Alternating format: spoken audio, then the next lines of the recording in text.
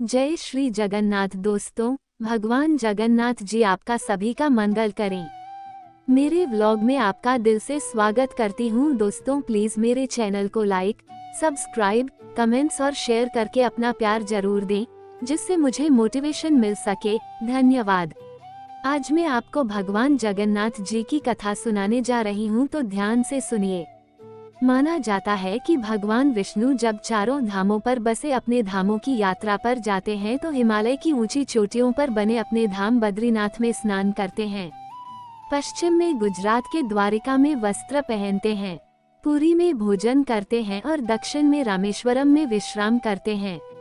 द्वापर के बाद भगवान कृष्ण पुरी में निवास करने लगे और बन गए जग के नाथ अर्थात जगन्नाथ। पुरी का जगन्नाथ धाम 4 धामों में से एक है। यहाँ भगवान जगन्नाथ बड़े भाई बलभद्र और बहन सुभद्रा के साथ विराजते हैं। हिंदुओं की प्राचीन और पवित्र 7 नगरियों में पुरी उड़ीसा राज्य के समुद्री तट पर बसा है। जगन्नाथ मंदिर विष्णु के 8वें अवतार श्री कृष्ण को समर्पित है। भारत के पूर्व में बंगाल की खाड़ी के पूर्वी छोर पर बसी पवित्र नगरी पुरी उड़ीसा की राजधानी भुवनेश्वर से थोड़ी दूरी पर है। आज का उड़ीसा प्राचीन काल में उत्कल प्रदेश के नाम से जाना जाता था। यहाँ देश की समृद्ध बंदरगाहें थीं, जहाँ जावा, सुमात्रा, इंडोनेशिया, थाईलैंड और अन्य कई देशों का इन्हीं बंदरगाह के रास्ते व्यापार होता था। पुराणों में इसे धरती का वैकुंठ कहा गया है। ये भगवान विष्णु के 4 धामों में से एक है। इसे श्री क्षेत्र, श्री पुरुषोत्तम क्षेत्र, शाक्त क्षेत्र, नीलाचल, नीलगिरी और श्री जगन्नाथपुरी भी कहते हैं। यहाँ लक्ष्मीपति विष्णु ने तरह तरह की लीलाएं की थीं। ब्रह्मा और स्कंद पुराण के अनुसार यहाँ भगवान विष्णु पुरुषोत्तम नीलमाधव के रूप में अवतरित हुए और सबर जनजाति के परम पूज्य देवता बन गए। सबर जनजाति के देवता होने के कारण यहाँ भगवान जगन्नाथ का रूप कबीलाई देवताओं की तरह है। पहले कबीले के लोग अपने देवताओं की मूर्तियों को काष्ठ से बनाते थे। जगन्नाथ मंदिर में सबर जनजाति के पुजारियों के अलावा ब्राह्मण पुजारी भी हैं। ज्येष्ठ पूर्णिमा से आषाढ़ पूर्णिमा तक सबर जाति के दैतापति जगन्नाथ जी की सारी रीतियां करते हैं। पुराण के अनुसार नीलगिरी में पुरुषोत्तम हरि की पूजा की जाती है।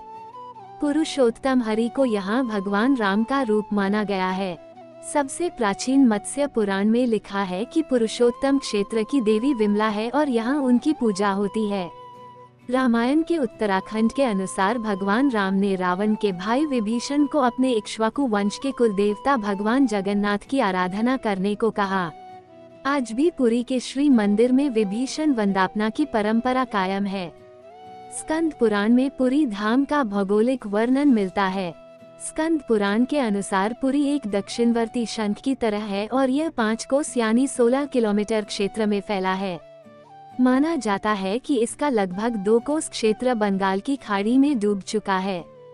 इसका उदर है समुद्र की सुनहरी रेत, जिसे महोदधि का पवित्र जल धोता रहता है। सिर वाला क्षेत्र पश्चिम दिशा में है, जिसकी रक्षा महादेव करते हैं। शंख के दूसरे घेरे में शिव का दूसरा रूप ब्रह्म कपाल मोचन विराजमान है। माना जाता है कि भगवान ब्रह्मा का एक सिर महादेव की हथेली से चिपक गया था और वो यहीं आकर गिरा था। तभी से यहाँ पर महादेव की ब्रह्म रूप में पूजा करते हैं। शंख के तीसरे वृत्त में मां विमला और नाभि स्थल में भगवान जगन्नाथ रथ सिंहासन पर विराजमान है। मंदिर का इतिहास। इस मंदिर का सबसे पहला प्रमाण महाभारत के वन पर्व में मिलता है। कहा जाता है कि सबसे पहले सबर आदिवासी विश्ववसु ने नीलमाधव के रूप में इनकी पूजा की थी। आज भी पुरी के मंदिरों में कई सेवक हैं, जिन्हें दैतापति के नाम से जाना जाता है। राजा इंद्रद्युम्न ने बनवाया था यहाँ मंदिर। राजा इंद्रद्युम्न मालवा का राजा था, जिनके पिता का नाम भारत और माता सुमति था। राजा इंद्रद्युम्न को सपने में हुए थे जगन्नाथ के दर्शन। कई ग्रंथों में राजा इंद्रद्युम्न और उनके यज्ञ के बारे में विस्तार से लिखा है। उन्होंने यहाँ कई विशाल यज्ञ किए और एक सरोवर बनवाया। एक रात भगवान विष्णु ने उनको सपने में दर्शन दिए और कहा, नीलाचल पर्वत की एक गुफा में मेरी एक मूर्ति है, उसे नीलमाधव कहते हैं। तुम एक मंदिर बनवाकर उसमें मेरी यह मूर्ति स्थापित कर दो। राजा ने अपने सेवकों को नीलाचल पर्वत की खोज में भेजा। उसमें से एक था ब्राह्मण विद्यापति। विद्यापति ने सुन रखा था कि सबर कबीले के लोग नीलमाधव की पूजा करते हैं और उन्होंने अपने देवता की इस मूर्ति को नीलांचल पर्वत की गुफा में छुपा रखा है। वो ये भी जानता था कि सबर कबीले का मुखिया विश्ववसु नीलमाधव का उपासक है और उसी ने मूर्ति को गुफा में छुपा रखा है। चतुर विद्यापति ने मुखिया की बेटी से विवाह कर लिया। आखिर में वह अपनी पत्नी के जरिए नीलमाधव की गुफा तक पहुंचने में सफल हो गया। उसने मूर्ति चुरा ली और राजा को लाकर दे दी।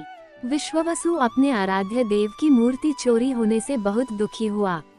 अपने भक्त के दुख से भगवान भी दुखी हो गए। भगवान गुफा में लौट गए, लेकिन साथ ही राजेंद्रद्युम्न से वादा किया कि वो एक दिन उनके पास जरूर लौटेंगे, बशर्ते कि वो एक दिन उनके लिए विशाल मंदिर बनवा दे। राजा ने मंदिर बनवा दिया और भगवान विष्णु से मंदिर में विराजमान होने के लिए कहा। भगवान ने कहा कि तुम मेरी मूर्ति बनाने के लिए समुद्र में तैर रहा पेड़ का बड़ा टुकड़ा उठाकर लाओ, जो द्वारिका से समुद्र में तैरकर पुरी आ रहा है। राजा के सेवकों ने उस पेड़ के टुकड़े को तो ढूंढ लिया, लेकिन सब लोग मिलकर भी उस पेड़ को नहीं उठा पाए। तब राजा को समझ आ गया कि नीलमाधव के अनन्य भक्त सबर कबीले के मुखिया विश्ववसु की ही सहायता लेना पड़ेगी।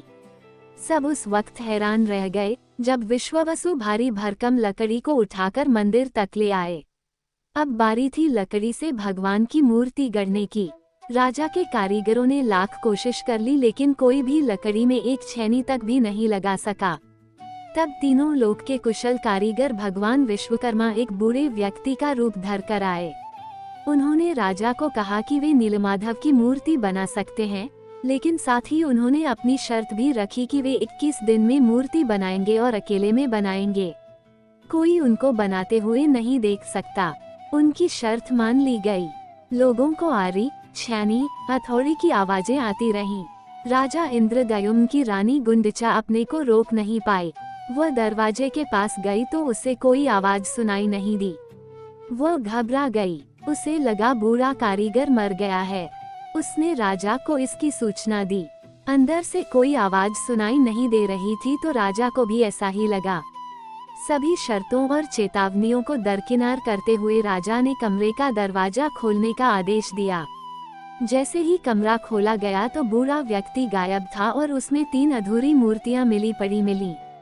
भगवान नीलमाधव और उनके भाई के छोटे छोटे हाथ बने थे, लेकिन उनकी टांगे नहीं, जबकि सुभद्रा के हाथ पांव बनाए ही नहीं गए थे।